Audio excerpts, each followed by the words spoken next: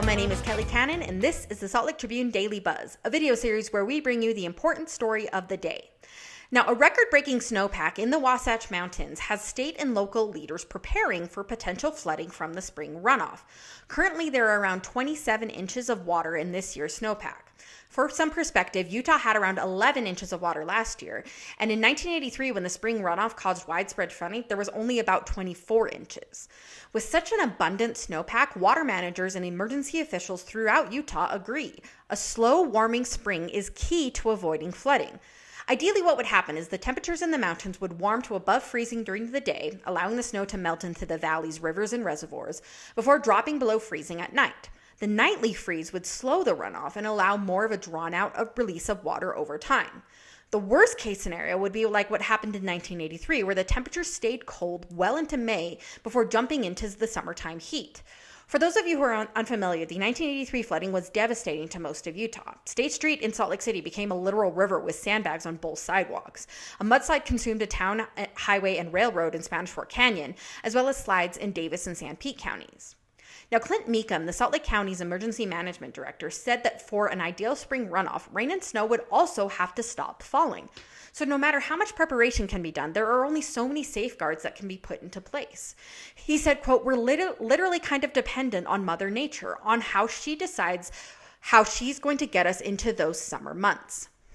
Now, it's not too early for property owners to start preparing for what could be inevitable flooding. So Kate Monkert, head of Salt Lake County's flood control efforts, said all homeowners need to be prepared to protect their property from spring runoff, especially those who live in near natural waterways coming out of the Wasatch Mountains or live in mid-bench communities on the east side of Salt Lake County. So how can property owners check their flood risk? Salt Lake County publishes a map on its website that uses data from the Federal Emergency Management Agency, or FEMA, to show flood risk throughout the county. The map is linked below, but you can also visit it by visiting slco.org/flood-control. Now, property owners should check the map to see if their home or business lies on one of the blue shaded areas. Areas in the darker shade of blue face greater risk, but the areas in the lighter shades of blue could still experience flooding. So what are the most important steps people can take to protect their property from floods? The first step is staying informed and knowing what the flood risks are.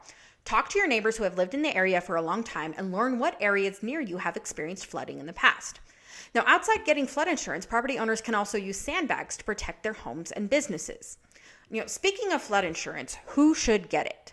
Referring back to the map provided by the county, residents who live in the dark blue shaded areas on the flood map should probably get flood insurance if they don't have it already.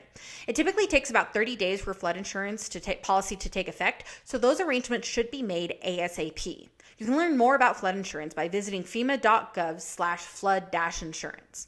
Let's move on to sandbags. Who should use them?